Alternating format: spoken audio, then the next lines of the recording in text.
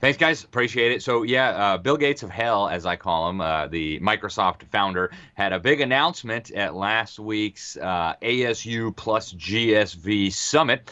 And it's something I've been predicting for years and years. Turns out artificial intelligence is going to be replacing teachers. And soon, probably within the next 18 months, he says a lot of duties traditionally associated with human teachers will be taken over by AI, by machines. He says that within 18 months, this AI could be as good a tutor as any human could be. So yeah, coming soon to a government indoctrination center near you. So this happened last week in San Diego, the Digital Learning Conference, and Bill Gates gave some idea of where he thought this was going. He said at first we'll be most stunned by how it helps with reading, being a reading research assistant and giving you feedback on writing. He said this should be a leveler. Apparently it's going to help poor people because having access to a tutor is too expensive for most students, especially having that tutor adapt and remember everything you've done and look across your entire body of work. So he said probably within the next 18 months, these AI systems will be able to perform key functions as teachers' aides and give feedback to the students and to the teachers. And then he says, and then they'll amp up what we're able to do in math. And actually, the very next week, companies started promoting this kind of stuff. I actually just got an email in my inbox. I get a lot of press releases, and I got one today from a company called Iterate.ai. It's an AI company, and they had a statement by co-founder Brian Sathyanathan, is how I think you say it. And he said that AI will be able to help teachers prevent burnout because they can hand off tasks that they normally do so that they can focus on teaching. He said developing technologies like digital teaching assistants, AI grading tools, and AI document organization tools are all ways to make a teacher's job easier by taking mundane, time-consuming tasks and having AI technology complete them.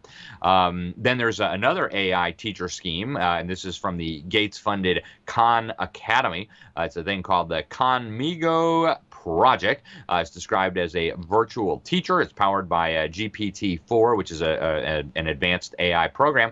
And supposedly, I haven't tried it myself, but supposedly this program will help students to learn math, science, writing, humanities, and other subjects without any need for a human teacher. Now, I mentioned earlier, I've been predicting this for a long time. And what's going on here, folks, and this is why I've been saying this, is there's a limit to what even the most progressive, the most radical, far-left teachers are willing to do, right? I mean, already a lot of public school teachers have expressed very serious opposition to teaching children that they could be castrated or that they could mutilate their genitals and become a new gender. And they have much more crazy stuff in mind after this, right? And so they need something that will be able to teach these children the radical values and attitudes that they want taught in the face of opposition from teachers. And so they figure software and AI and these tablets and stuff will be perfect. And what's really happening here, folks, just to be clear, is not education in the traditional sense of the term. This is behavioral conditioning. It's basically what you do for circus animals, except with human beings, right? Like if you're trying to train a tiger to jump through a flaming hoop, you give it positive and negative reinforcement. So when it does what you want, you give it some treats. You pat it on the head. Maybe you don't do that with tigers. I don't know. When it doesn't do what you want, you don't give it treats. You smack it on the head, whatever it is, right? And so this is what these AI programs and these tablets are doing, right? If the kid has the right attitude on abortion or LGBT or open borders, they get a little smiley face and some little confetti comes down the, wee, yay, isn't that great? Or if they have the wrong attitude, you go, a sad face, and bad things happen. So this conditions children to have the right attitudes. This is not education. This is behavioral conditioning. Now, these remarks from Bill Gates, actually, and I've been following this for a long time. That's how I knew this was coming. The UN in 2019 convened a summit on AI in education, and they came up with a final agreement, and of course it happened in Beijing, of all places. The final agreement was called the Beijing Consensus on Artificial Intelligence and Education, and it called on governments around the world to use AI to brainwash children. They said that the AI needed to give the kids the right values on things like gender, governance, the environment, etc. It also calls on governments to, and I'm quoting here, adjust curricula to promote the in-depth integration of AI and transformation of learning methodologies. So yes, right. What could go wrong? UN-led AI in schools. Yeah. So these technologies are already out there, folks. We've been talking about them for years. Even in the United States, they're using like facial expression cameras that capture your kid's facial expressions, feed it through a computer system. The algorithms process it, the AI processes it, and then it determines like, hey, this kid's got the wrong attitude. He doesn't think that we should be able to kill babies in the womb. Quick, we need an intervention. And so that's what's happening, folks.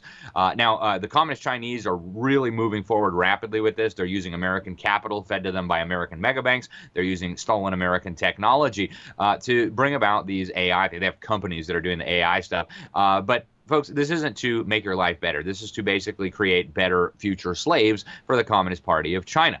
And as an added benefit, AI is going to become the most powerful warfighting tool known to man. And I think it's important to mention here too, folks, this summit that they just had, they got started in 2010. ASU stands for Arizona State University. If you're not familiar with ASU, it is a critical hub of this move toward totalitarian technocracy, the home of the Sun Devils, and it's run by a guy called Michael Crow. Now, Michael Crow is a guy you need to know. He is also, in addition to his role running ASU, he's the leader of In-Q-Tel, that is the investment arm of the CIA, the NSA, and the so-called intelligence community.